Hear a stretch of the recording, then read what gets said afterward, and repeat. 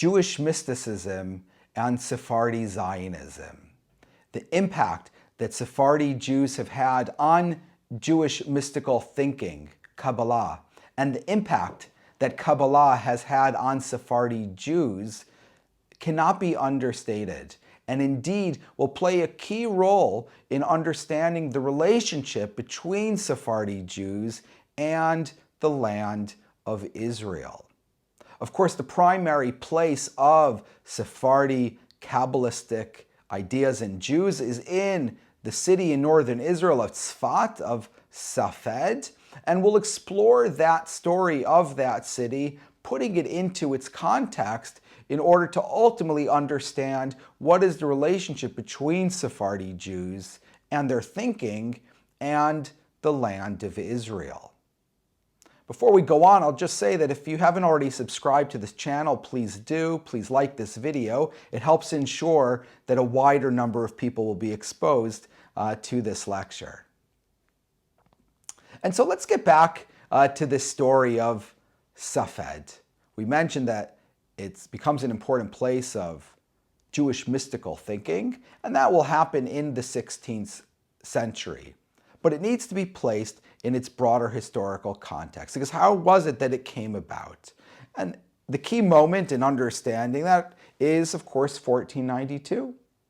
That's the year that King Ferdinand and Queen Isabella expelled the Jews of Spain, and it led to the end of what had been the largest, the most acculturated, the most successful Jewish community in the world at that time. It had ripple effects that lasted really for generations and scattered Sephardi Jewry throughout the Mediterranean, to North Africa, to Italy, and ultimately to the Ottoman Empire, and in time beyond as well, North America, obviously Northern Europe, and so on. And so the expulsion can't be underestimated, and it had a huge practical rupture on the Jewish world. But it did ultimately, shall we say, spread Sephardi Jews to different places. And during that century, you have the creation of what we think of today of kind of this pan-Sephardi identity. And that's a change, because in Spain, there had been really different countries with different languages: Catalonia, Castile, Portugal. And when the Jews first leave Spain, they settle in places like Salonika, where they have separate synagogues, the Castilian synagogue, the Catalonian, the Portuguese. But over time, those communities will realize they have more in common than they have that separate them, and they will coalesce and create, largely, not entirely, a single Sephardi community.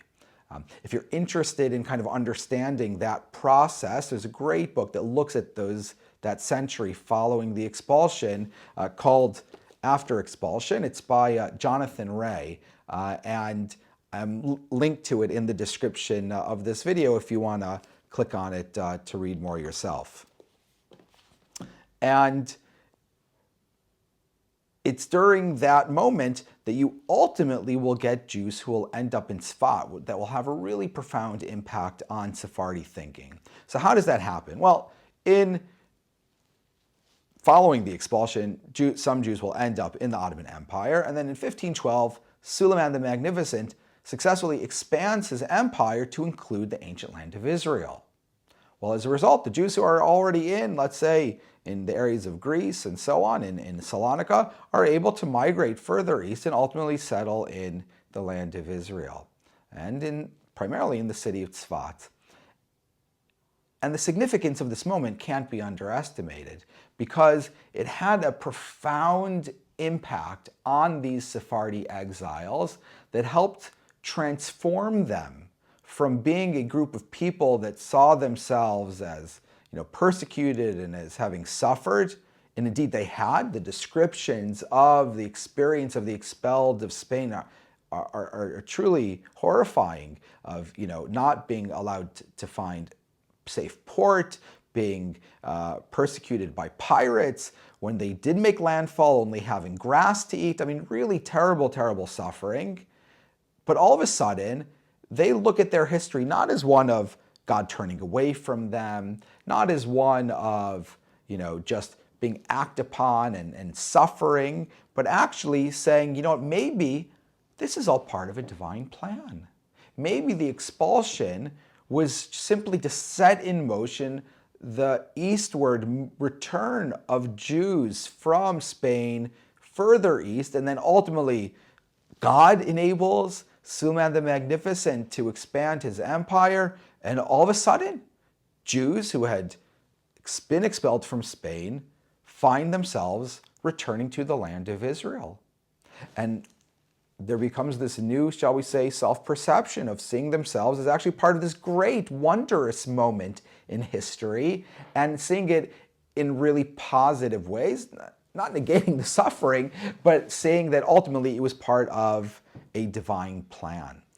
And of course, that is quite inspiring to them and quite exciting to them, and creates great messianic overtones of hope of, that this is simply just a step in the process that will ultimately lead to the full restoration and to the messianic era. Well, this excitement brings about a whole series of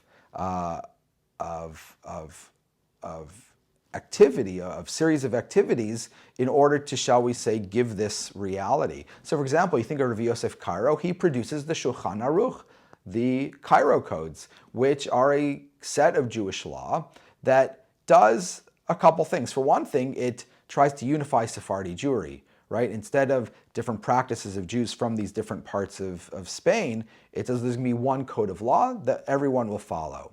It's not adopted immediately, it takes time, but ultimately, largely speaking, it becomes the dominant legal code for Sephardi Jews. But what you also find happening in Tzfat is the decision that they are the center of the Jewish world. And so they decide that they are going to reconstitute the Sanhedrin. This happens in 1538. And the Sanhedrin is really important because the Sanhedrin, the high rabbinic court, will have the ability to rule on Jewish matters in a way that, local Jews can't do. The local rabbis aren't empowered to do, right? If there's a ruling in the Talmud, that's what you have to follow. But the Talmud says that if you have a Sanhedrin of greater number or authority in a later generation, they can make a different determination. So all of a sudden, if you have a Sanhedrin, they can be looking freshly at Jewish traditions and making decisions on big matters, but also reconsidering earlier decisions of previous generations. And so they see it as something really important to be done. Now, in order to do that, you have to also reconstitute semicha, rabbinic ordination. Now, rabbinic ordination that we have today is different than this. Today, you go to yeshiva, you study, you hopefully excel in your studies, and you're recognized that you now are proficient in Jewish law, and you are capable to serve as a rabbi, and you are given a degree that states that. That's what we call semicha. But the real semicha is authority that is bestowed in an unbroken chain back to Mount Sinai, where Moses, as the great lawgiver, gives the authority to consider law to Joshua, who gives it to the next generation, and so on. Throughout all the generations, and those who have smicha have true authority that are binding, right? Not just an opinion. Their rulings are binding on the Jewish people, and when they get together, they can form a Sanhedrin.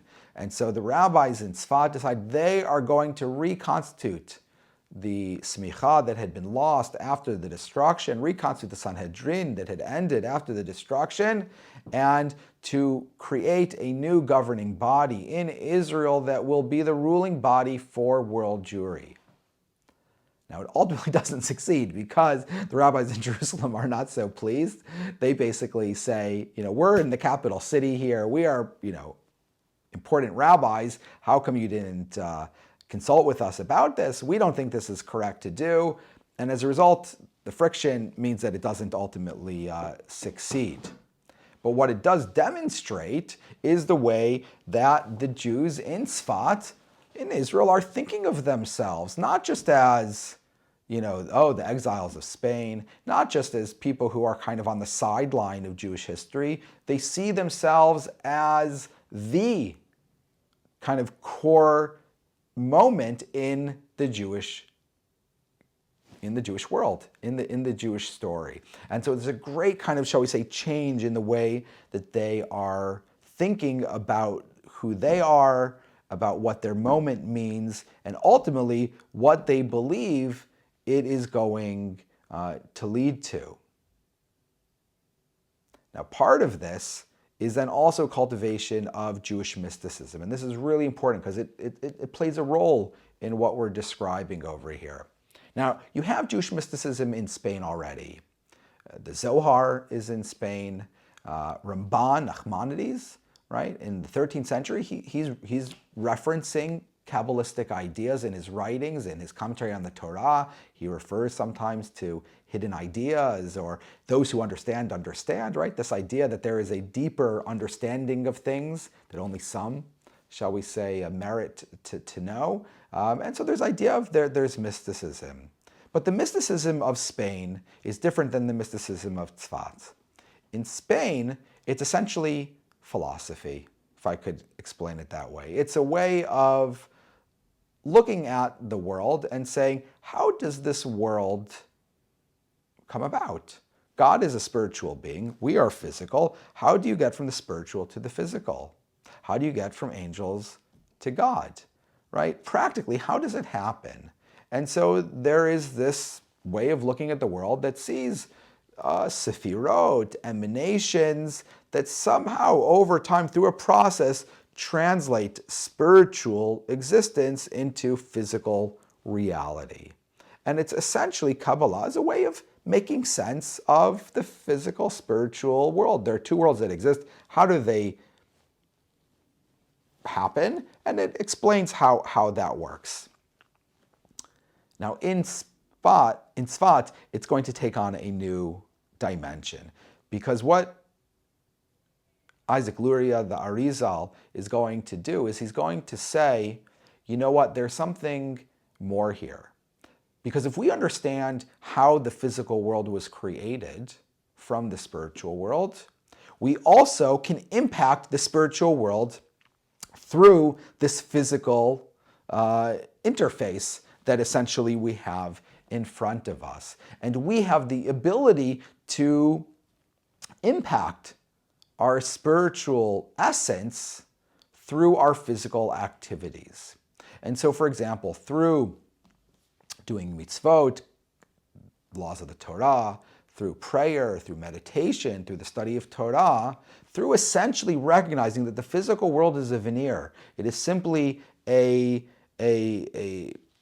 mirage that ultimately is underpinned by a spiritual universe, that by interacting with the physical world, while recognizing that it is truly a spiritual world that stands beneath it, you can transform all your physical activities into spiritual acts.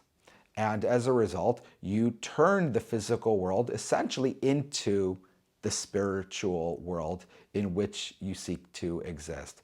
And the Arizal says that's the goal of the world, is to return it to its spiritual essence, that in a sense God has hidden the spiritual world in the physical reality, and the goal of existence is to reconstitute that spiritual existence through a spiritual reality, through a perception of the true spiritual nature of the physical world.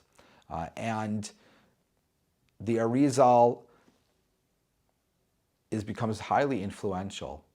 And it's part of that idea of seeing that, in fact, there is a return that's happening, not just a return to the land of Israel, but there is a return of the physical to the spiritual. It's what he calls tikkun olam. Today we use that term to refer to social justice. But originally, it was referring to this mystical fixing of the world, that even though the world seems so broken, exiles, persecution, poverty, suffering, ultimately, in a spiritual sense, the world is moving towards a better place through our awareness, through our understanding of the physical world. And so, in a practical way, we're returning to the land of Israel, but we're also returning the world to its higher state of being through this higher state of consciousness. And in that sense, that kind of whole movement in Spain is really kind of, these things are all going together, the spiritual, the practical, the Sanhedrin, while also the spiritual way, the practical, actually living in Israel, are coming together to say, we are creating a moment over here. Now we know it doesn't translate that way, right? The Messiah doesn't come, and that leads to some dejection. In fact, the Ottomans will begin to impose economic restrictions on the Jews in Israel, and it'll ultimately result in great poverty of the Jews of Israel. And we'll talk more about that next week, or in the next class.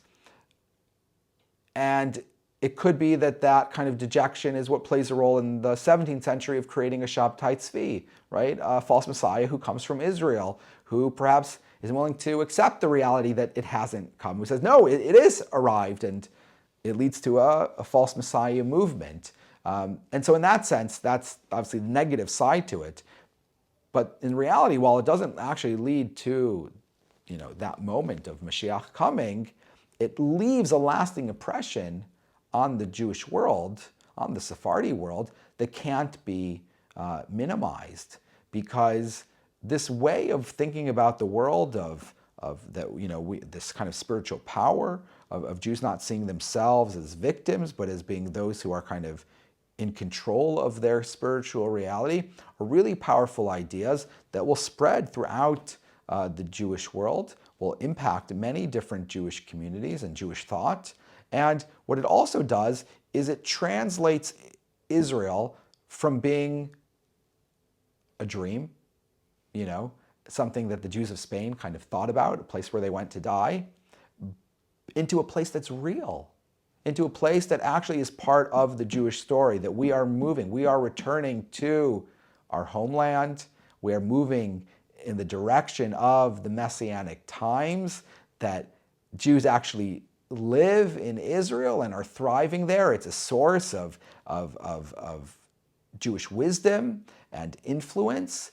And all of a sudden, Israel, as opposed to being something which is a dream or something which is, shall we say, simply tangential to the rest of the Jewish world, becomes something which is increasingly central to it. And we'll explore more of that centrality in practical ways in the next lecture.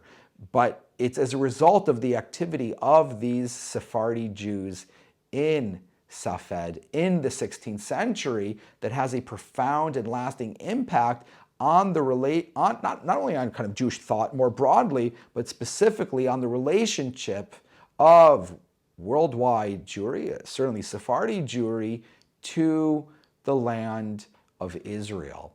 And really creates, again, this idea that I'm calling Sephardi Zionism, despite the anachronism of the term Zionism, right? This idea of, this term of understanding the deeply rooted connection of Sephardi Jews to Israel. That is something which has a deep spiritual connection, not just kind of the practical, that's our homeland, that's where we come from, and so on, but something that has this great spiritual power to it as well. So it elevates Israel to a central component to our spiritual life and to our consciousness. And while it doesn't, as I mentioned, lead to that, ultimate fruition at that time, it creates a reality that at that point forward never stops. From that point forward, Israel always matters in the Jewish world. And we'll see how that manifests in the coming lectures. But that is a profound change, that after 1,000 years of Jews essentially being exiled, and it's just a memory, it now has become a reality and becomes a source of vitality for world Jewry. And that is the Sephardi connection. That is a key part of the Sephardi connection to the land of Israel.